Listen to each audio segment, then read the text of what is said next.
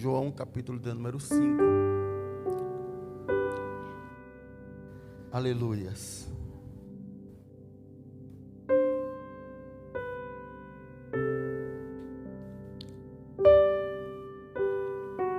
Versículo 1.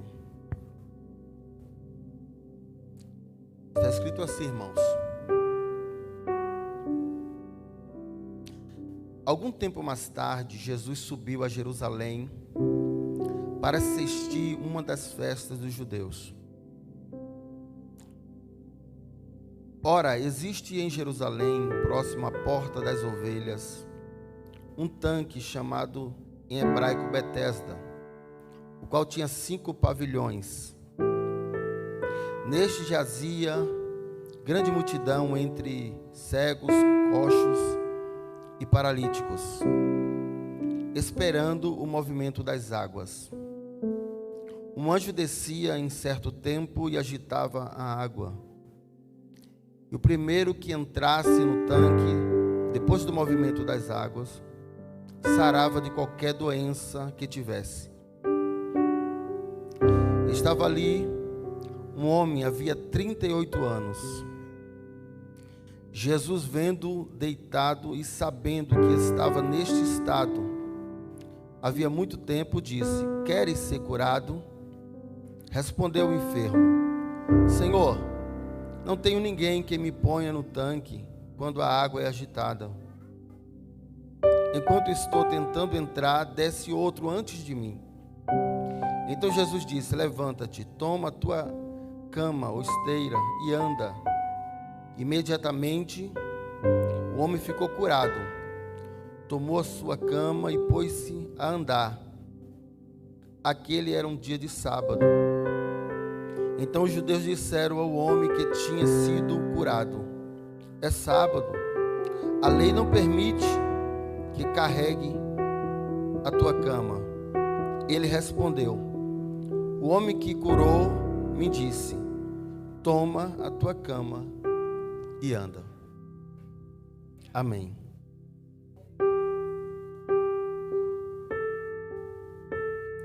Queridos,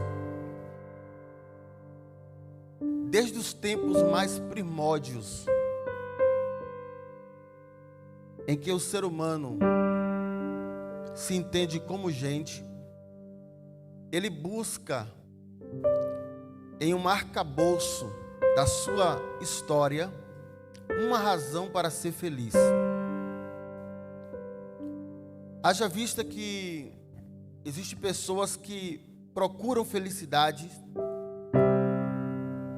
em diversos lugares, em diversas coisas e de diversas maneiras. Alguém sabe, um dia disse que a razão da felicidade humana estava em ser bem-sucedido profissionalmente. Só que essa pessoa está redondamente equivocada, porque é possível você ser bem-sucedida em sua profissão e não ser feliz na sua vida pessoal. Outros acreditam que a razão da felicidade está em um lugar que você mora.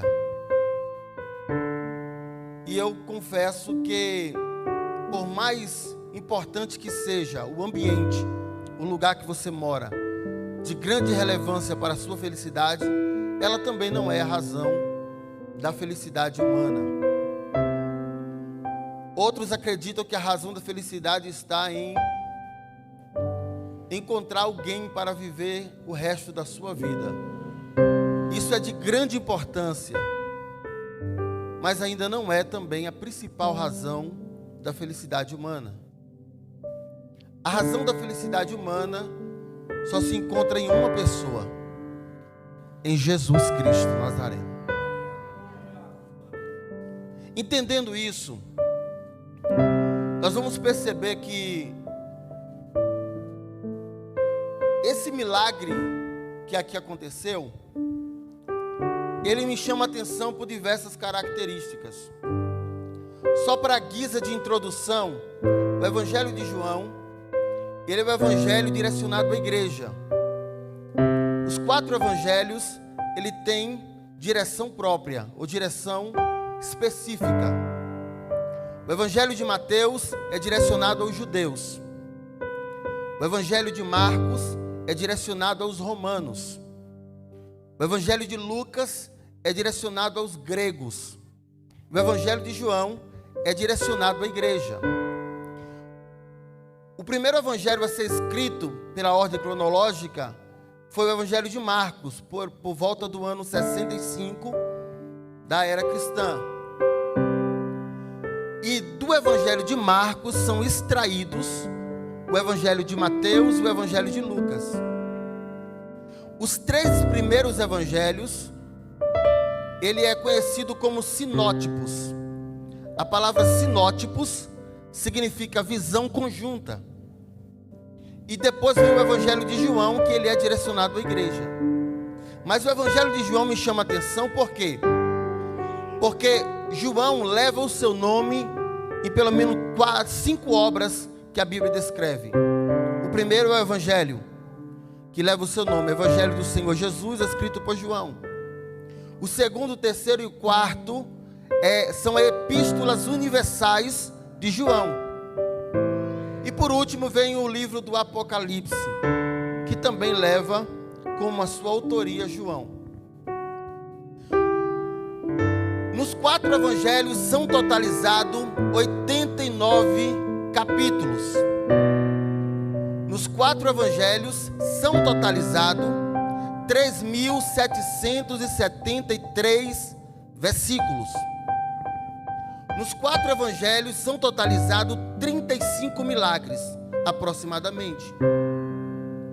Dos 35 milagres, 17 deles são curas físicas, cura do corpo, feridas.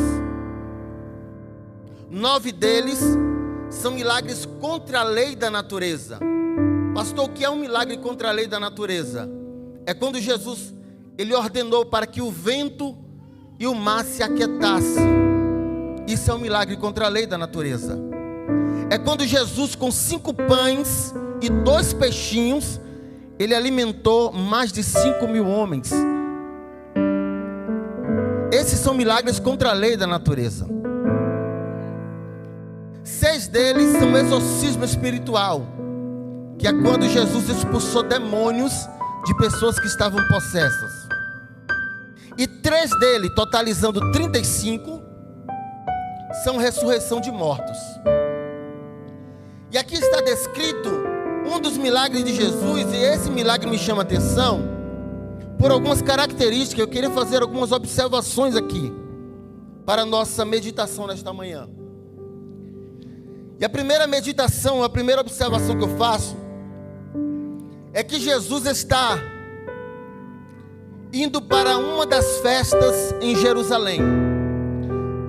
O judeu, ele comemorava 7 festas especiais, ou 7 festas de grande importância. Só que 3 dessas 7 festas era obrigatório. Todo judeu que se prezava tinha que estar nessa festa. São elas as festas da Páscoa, as festas do Pentecostes e a festa dos tabernáculos ou das cabanas. A festa da Páscoa comemorava-se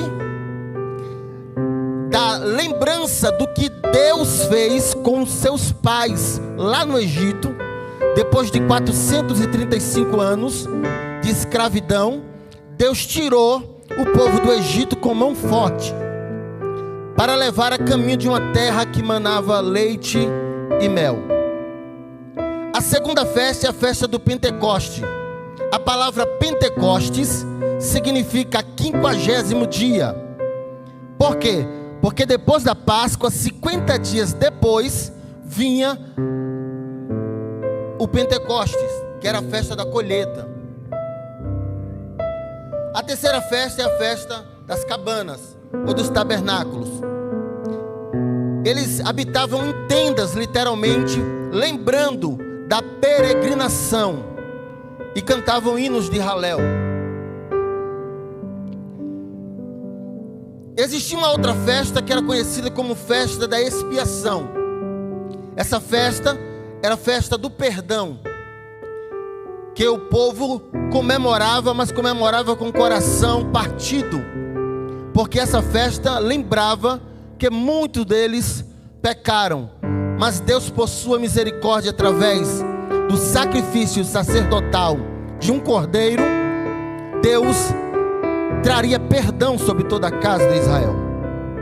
Então Jesus está subindo a festa, e todo lugar de festa é um lugar onde você vai para sorrir. Ninguém vai para a festa para chorar, ninguém vai para a festa para velar alguém. Você vai para a festa porque você precisa sorrir, rever pessoas, festejar-se. Jesus está indo para a festa, só que Jesus é diferenciado, porque aquilo que para mim não tem relevância, para Jesus tem toda a relevância. Aquilo que para mim não tem importância, para Jesus tem toda a importância. Aquilo que para mim, como homem, eu não vejo valor, Jesus vê valor onde eu não vejo. Isso é importante sabermos, porque Jesus está indo para a festa, e quando ele está indo para a festa, existia um ponto alto da festa em Jerusalém, que ficava no templo. Era o ponto alto da festa, era onde o sacerdote se vestia de mitra, se vestia com as suas melhores indumentárias, onde todos queriam ter o seu lugar reservado na sua primeira cadeira para assistir de camarote tudo que iria acontecer na festa. Só que Jesus está indo para a festa, e os discípulos estão com eles, e os discípulos estão dizendo: nossa, nós vamos escolher o melhor lugar da festa, eu quero participar, eu quero ver como é que vai ser. Jesus vai sentar no lugar na frente, e nós vamos sentar com ele. Só que Jesus, pastor Samuel, ele toma uma direção completamente diferente. Talvez como eu, Ivanildo, ser humano, queria ir para o lugar principal da festa. Só que Jesus, ele vai para o hospital. Em vez de Jesus ir para a festa, onde estava todo mundo, o glamour, onde está os fotógrafos, onde está a influência, Jesus não vai para lá. Jesus vai para um lugar onde só tem doente, onde só tem gente que precisa dele de verdade. Porque Jesus não veio para buscar holofotes. Jesus nunca quis se autopromover. Em diversos milagres que Jesus fez questão de dizer para a pessoa: olha, fica quieto, vai embora para tua casa e não diga nada a ninguém. Esse é o nosso Jesus.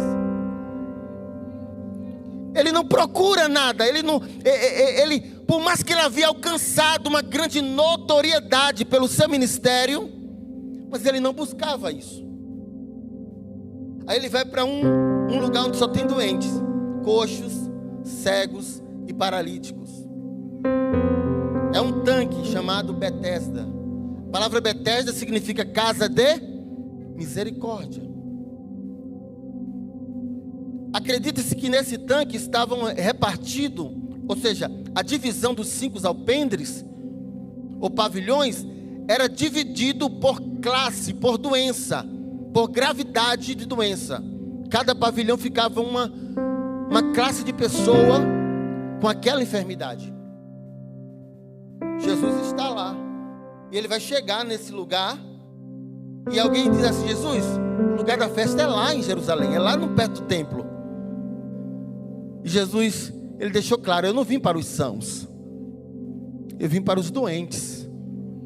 Eu gosto de Jesus, que Jesus vai contra a lógica humana, ele vai contra os paradigmas humanos. Pastor falando sobre fundamentos, e um dos principais fundamentos da igreja é Jesus Cristo. A base da igreja é Jesus Cristo. Só estamos aqui por causa dele, só adoramos por causa dele.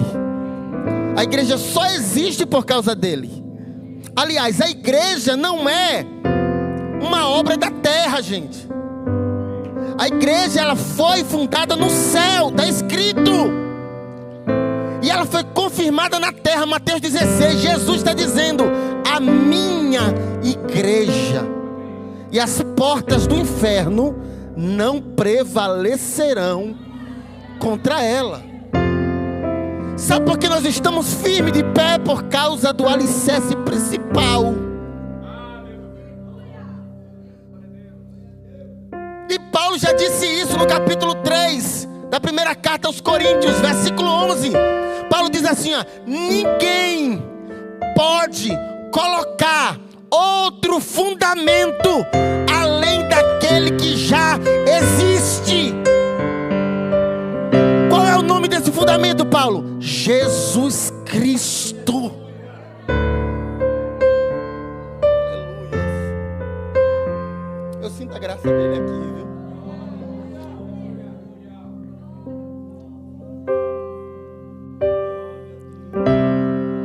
O alicerce é Jesus.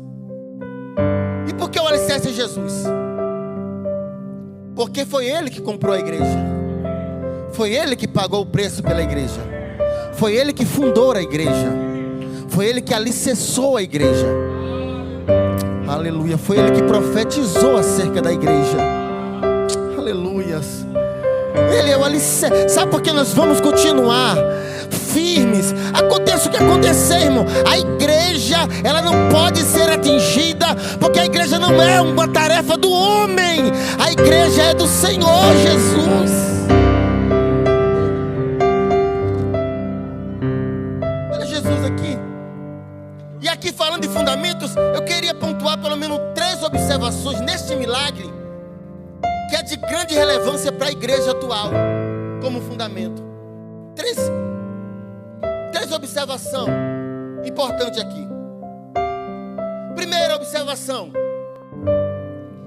é que Jesus nos ensina, Ele como o dono da igreja, como o Senhor da igreja. Ele nos dá uma lição. Qual é o papel da igreja aqui, neste milagre? E qual é o papel da igreja? Em primeiro lugar, o papel da igreja não é buscar holofotes. Pelo contrário, é buscar quem precisa de Jesus. É buscar os necessitados. É olhar para o outro com o sentimento de que, se eu estivesse no lugar dele, eu gostaria que alguém me ajudasse. Porque aqui você vai ver uma pessoa que está há 38 anos sofrendo. O que é que tinha nesse tanque aqui? Existia 3 coisas nesse tanque que não pode ter na igreja, porque Jesus, como fundamento, Ele está nos ensinando. Primeira coisa, havia neste tanque expectativa na pessoa errada. Havia nesse tanque expectativa na pessoa errada. Eu vou repetir, anote, vai cair na prova. Havia neste tanque expectativa na pessoa errada. Quando depositamos a nossa esperança, a nossa expectativa em quem não pode nos ajudar, passamos por frustração, decepção, angústia, sofrimento. Mas quando você deposita toda a sua confiança, todo o seu problema na pessoa certa, no lugar certo e no momento certo, haverá uma resposta positiva. O problema aqui é muito simples. Qual era a expectativa da pessoa errada? Esse paralítico esperava o quê? Que alguém lhe jogasse, lhe colocasse na água. Ele esperava por alguém, mas nunca esperou por Jesus. Ele esperava que qualquer pessoa ajudasse ele. E às vezes, irmãos, você não está entendendo, e Deus está dizendo assim: olha, eu quero te ajudar. E você está depositando a sua concentração, a sua fé aonde não é para concentrar. Você quer ter êxito? Deposita em mim, que sou o teu Senhor. Você quer ter milagre? Acredita em mim, que sou o teu Senhor. Qual era a expectativa dos paralíticos? No homem. E no homem eu falo no sentido de quê? De algo que era impossível para o homem fazer. Porque existem coisas que só Deus faz. Vou repetir. Existem coisas que só Jesus faz. Ninguém vai fazer. Olha aqui o texto, vamos ler. É bom que a Bíblia ela dá uma estrutura sobre o texto. Olha aqui, ó. Existia grande multidão de enfermos, cegos, coxos, paralíticos, esperando o movimento das águas. Observe que quando Jesus ele pergunta para o moço, pergunta para o paralítico, sabe qual é a resposta dele? Ele nem reconheceu que estava falando com ele. Ele fala assim: não tem ninguém que quando a água é agitada me coloque no tanque. Ou seja, ele está com o próprio Deus diante dele e está preocupado com o anjo que vai agitar as águas. Qual é mais poderoso aqui, o anjo que agita a água ou o próprio Deus? Jesus está diante dele, ele está preocupado com o anjo, com a água. E Jesus está dizendo assim, ó, não deposita a confiança no lugar errado. Então a primeira coisa que eu aprendo aqui é que aconteça o que acontecer, igreja, noiva do Cordeiro. A primeira coisa que precisamos entender: não importa o que aconteça, entenda uma coisa, continue acreditando e confiando em Jesus Cristo. Ah, mas tudo está dando errado. Continue confiando e acreditando em Jesus Cristo. Mas fulano disse que não vai dar certo, que eu não vou passar, que aquilo não é para mim. Continue confiando e acreditando em Jesus Cristo. Porque a última palavra não é do homem, a última palavra é daquele que morreu na cruz do Calvário. Está vivo para todo sempre. Segundo lugar, olha o que havia no tanque também. Havia no tanque disputa. No tanque havia disputa. Por que disputa? O texto é claro. Olha ele dizendo aqui, olha, versículo, pode projetar para mim, versículo 7 em diante. Aleluia, Jesus. Respondeu-lhe o enfermo: Senhor, não tenho ninguém, um homem, que quando as águas é agitada me coloque no tanque, mas quando eu vou descer, vai outro antes de mim. A obsessão de todos aqui era o tanque. Eu não sei quanto tempo demorava, se demorava um mês, um ano, 2 horas. O texto não é claro. Esse moço aqui é anônimo. A Bíblia não fala o nome dele, a família dele. Possivelmente acredita-se que nas festas anuais os familiares traziam os enfermos e colocavam nesse lugar. Esse lugar era uma espécie de hospital. Por quê? Enfermo não podia chegar perto do templo. Isso era cultura, era cultural. O enfermo não podia chegar próximo do templo onde estava o sacerdote. Então esse lugar era um lugar onde eles colocavam os enfermos e dizia: fica aqui, quando a festa acabar, que eu estiver voltando para ir embora, eu venho, busco você e a gente vai para casa. Então o que acontece? Esse moço está há 38 anos. Não se sabe se possivelmente a família largou ele lá há 38 anos. Ele não é de nascença. Ele está há 38 anos naquela mesma situação. Ele, passa ano, vem ano e vai anos. E ele vê outras pessoas indo embora daquele lugar. E ele fala: quando vai ser a minha vez? Quando vai ser a minha hora? Imagina, irmão, a expectativa dele. Pensa comigo aqui agora, pensa comigo. A expectativa dele: a água vai se movimentar a qualquer momento. A água se movimentou. Aí ele vai se arrastando. Porque a enfermidade dele era muito grave, a ponto que ele não conseguiria chegar antes de qualquer pessoa. Mas quando ele está chegando perto, centímetros de tocar na água para ser curado, alguém grita: eu fui curado! E ele sabe que ali está a frustração da vida dele para sempre, porque alguém já foi curado. E é um milagre por vez. Passa anos, passa dias, passa meses. Imagina quantos não passaram por ele e disseram: olha, vai chegar a sua hora, vai chegar a sua vez. Continua acreditando. Não tinha ninguém, havia uma disputa, porque ninguém, irmãos, queria saber de ninguém. E o papel da igreja aqui é se importar com os outros. Aqui ninguém queria saber, aqui era Deus por todos e cada um por si.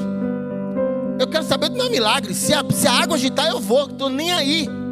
Eu quero ser o primeiro. Ninguém se importava com ninguém, era disputa mesmo, irmãos.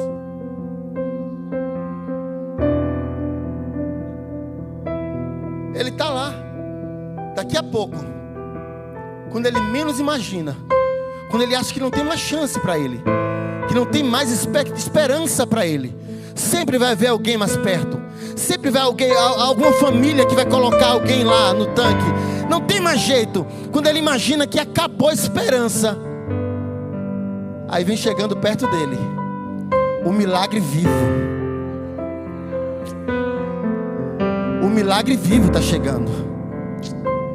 Sabe o que é isso? É surpresa de Jesus.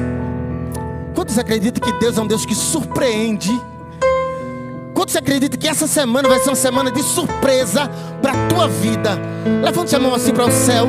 Eu estou sentindo de entregar algo do céu aqui para esta igreja. E eu preciso entregar. Esta semana vai ser uma semana top para a tua vida.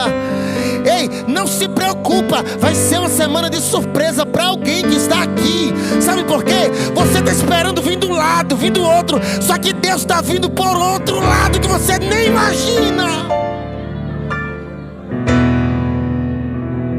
Ele não esperava o milagre dele vir pessoalmente dizer: eu sou o teu milagre. Ele não esperava. Ele esperava que alguém ajudasse ele. Isso é surpresa de Deus. É Deus dizendo assim: ó, por onde você menos imagina, é onde eu vou agir em teu favor.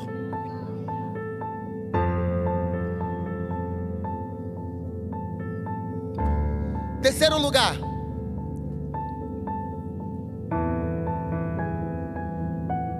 existia no tanque, que não pode existir na igreja,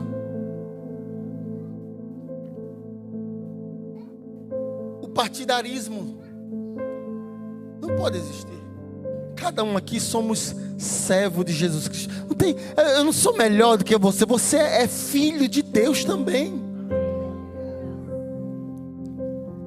Sabe o que acontecia lá, pastor? Por regra, se tem alguém na fila de espera e chegou a vez daquela pessoa na fila de espera, por regra, a pessoa que deve ser atendida, quem é? O primeiro que está na sua vez ou o último que está lá atrás? Por regra, quem deve ser atendido primeiro?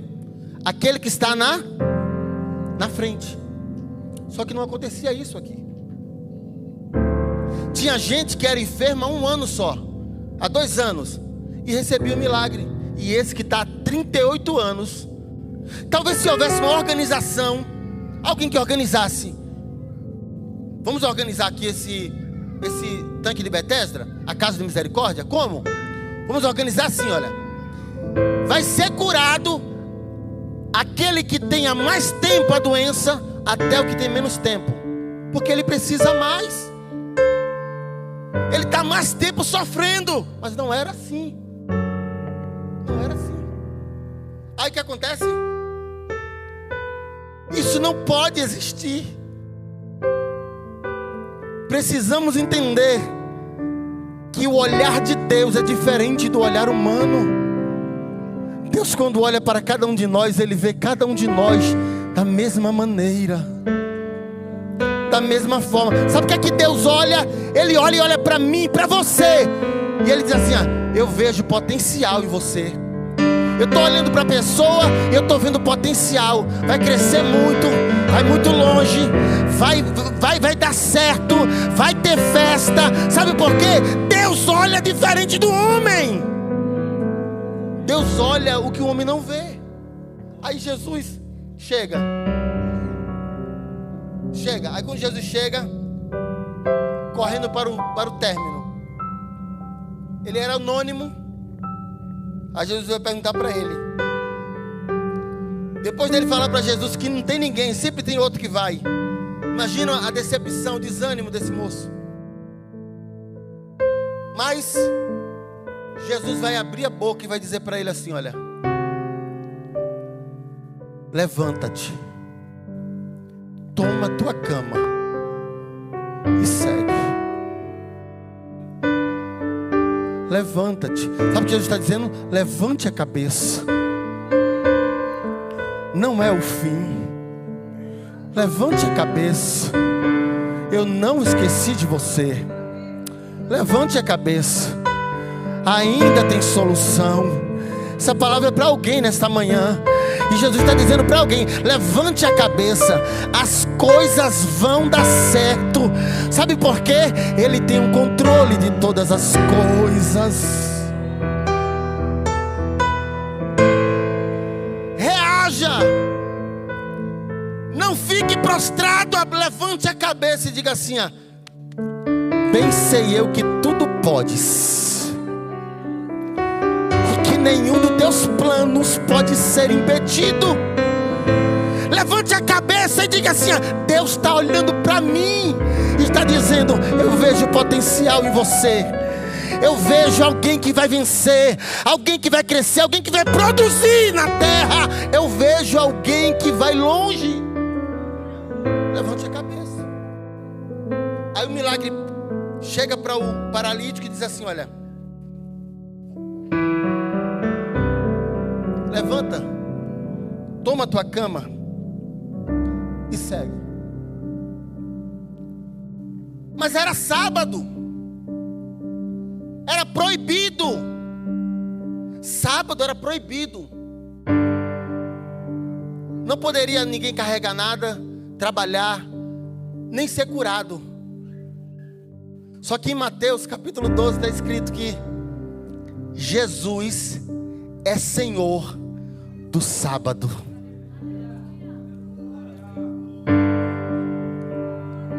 Jesus não só é Senhor do templo, Ele é Senhor do sábado. Ele é Senhor da igreja. Aleluia. Jesus está dizendo assim: olha, pode até ser para o homem impossível, porque o dia não é propício, não é favorável. Irmão, quem foi que disse que Jesus precisa de ocasião favorável para fazer milagre? Jesus não precisa de tudo favorável para fazer milagre. Ele, ao contrário, Ele é especialista em fazer milagre quando tudo parece perdido. Sim ou não? Porque isso Ele mostra quem Ele é. Sabe o que me chama a atenção aqui nesse milagre? É que Jesus nos entende. Ei, Jesus te entende. Jesus te entende. Do jeito que você é, sabe? Jesus te entende. O jeito que você ora: eu queria pregar igual o pastor Samuel. Jesus te entende. Eu queria louvar igual a irmã. Jesus te entende. O jeito que você louva, Jesus te entende. Porque esse homem não pediu nada. Existem alguns milagres de Jesus que ninguém pediu nada para ele, mas ele mesmo tomou iniciativa. Ele tomou iniciativa. Por exemplo, o filho da viúva de Naim estavam saindo da cidade. Jesus viu. A Bíblia diz: e vendo-a, moveu-se de íntima compaixão. A palavra mover-se de íntima compaixão significa sentir. É aquilo que usamos na teologia, o antropomorfismo de Deus. Sentir o mesmo sentimento que o outro está sentindo, a mesma dor. Ela não precisou pedir nada a Jesus. Jesus foi que tomou iniciativa e disse: eu vou curar. Aleluia. Eu vou curar. Aleluia. Nesta manhã a palavra rema é essa: você é a igreja do Senhor. E Deus é o alicerce da tua vida. Deus é o alicerce da tua família. Deus é o alicerce da tua casa. Não é porque você é bom, não é porque somos melhores, é que o alicerce, que é Jesus, está dizendo: eu estou sustentando, eu estou guardando, eu estou cuidando, eu estou preservando você e sua família. Você acredita que Deus tem sustentado sua casa, sua família? Você acredita que Deus tem olhado e tem dito assim: olha, não vai cair, não vai sofrer? Sabe aquele livramento? É Deus dizendo assim: eu estou cuidando, eu estou cuidando dos seus.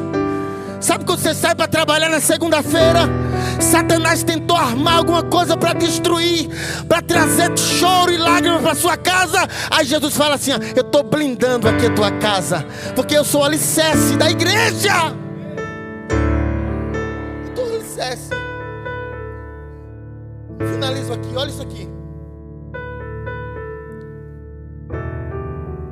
Era sábado, era desfavorável, mas Jesus, ele chega quando ninguém imagina, quando todos acham que é impossível. Jesus chega e revela o seu amor por nós. Não existe amor maior do que o nosso Deus. Não existe amor maior do que aquele que Ele demonstrou por mim e por você. Ele é um Deus que age quando você menos imagina. Eu estou pregando um Jesus que cuida de cada um de nós. Você poderia estar em qualquer outro lugar, mas você está no lugar certo. Está buscando a pessoa certa, adorando a pessoa certa. E aqui é a lei da reação. A sua ação é adorar. A reação de Deus é responder.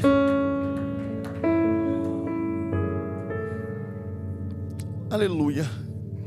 Quantos acreditam que essa semana vai ser uma semana de vitória?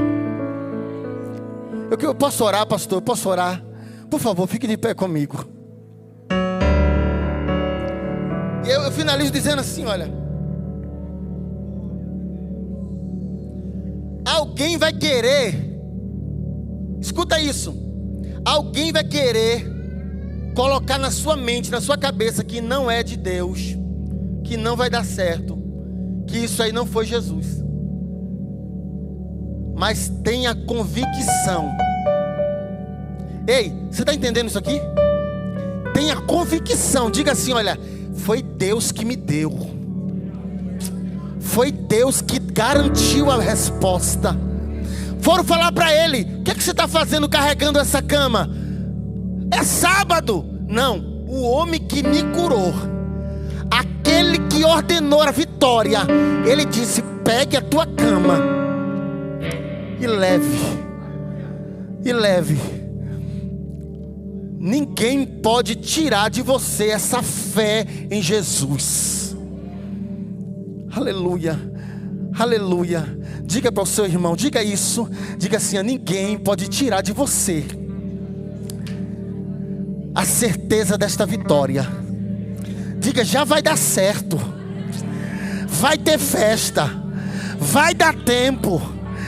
Pode adorar, porque Jesus está garantindo. É Jesus que está garantindo esta vitória.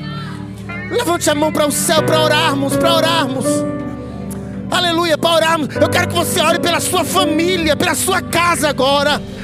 Eu quero que você ore pelos seus filhos agora. Eu quero que você ore, aleluia, pelo emprego que Deus te deu. Eu quero que você ore, diga: Senhor, a estrutura da minha vida, ela só está firme porque o Senhor é o alicerce. O Senhor é o fundamento. O Senhor é o fundamento da minha fé. O Senhor é o fundamento da minha história. O Senhor é o fundamento da promessa. Aleluia. Eu quero ver quem está orando. Quem está orando?